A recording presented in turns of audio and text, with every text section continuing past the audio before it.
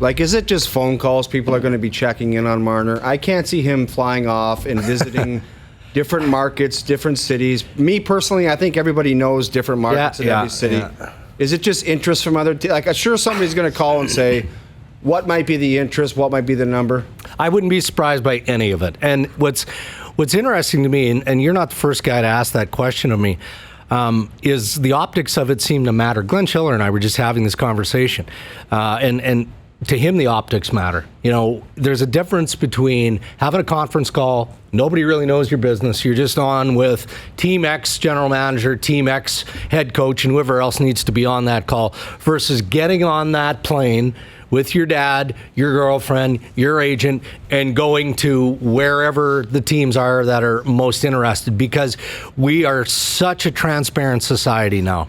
Like, he can't, unless he's flying out of Buttonville or there's some private sort of arrangement, he couldn't walk into Pearson without people being on top of him. We would know that in a second. But to answer your question, is it possible he gets on an airplane? Yeah, it is. I'm told that there are at least 3 teams and possibly 4 that want to meet and have a discussion with. But I think if he's getting on an airplane, I think that Matthew Tkachuk's got to be getting on an airplane too. I think Rantanen and Braden Point. Maybe. They might, like, just all around, we should have people at airports because... I don't think Braden Point's getting on a plane.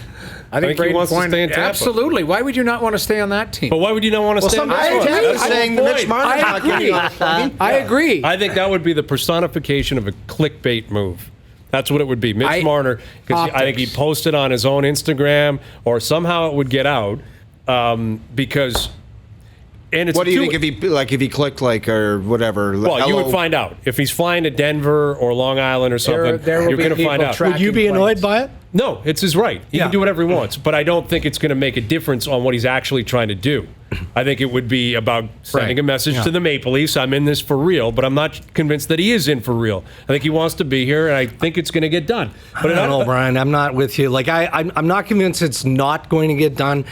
But if you're not in it for real, you're not waiting until the 24th of June to make that decision. That you've been grinding it out, taking beatings on social media from a fan base that did nothing but celebrate when Austin Matthews signed a 5-year extension. Upset Greg, the apple cart. What beatings is he taking in the media?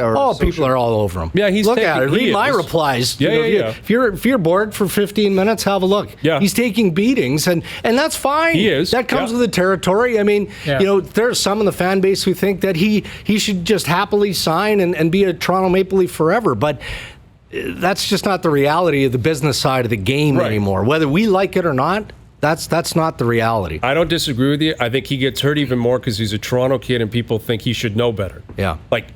People like, you should know better. Don't do this to your fans. You were a fan. You should know better.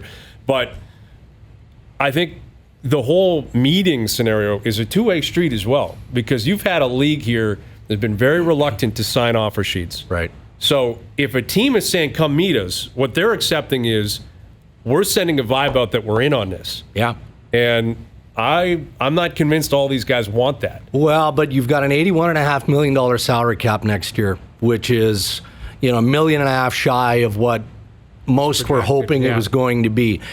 This is a unique crop for me, this RFA pool. And if we don't see an offer sheet this year, we're never going to see it. I don't think we'll ever see it, because you just don't have. Why wouldn't you take advantage of the Toronto Maple Leafs? Why wouldn't you? And then likewise, Matthew Tkachuk, who I believe, with all due respect to Braden Point, Mikko Rantanen, and Sebastian Aho, is another one that is a prime offer sheet target. If you're not going to take advantage of the system, then you'd better spend $5 million a year on your scouting staff and make sure that every corner of the world has been covered off, because that's the only way to get a superstar player. If you don't have the stones to dive into that pool and offer sheet somebody, then you're not doing what the system allows you to do to make your team better. I promote chaos, movement. I love it. So do I. I love it, but we haven't seen one since 2012. Yeah. Right now, yes, this crop is much better, but there have been some great URFAs. So if Matthews signs a 7-year extension,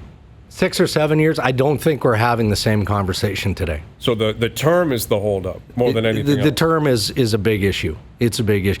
That upset the whole process. And I don't blame Matthews or the people who represent him. They're fine people.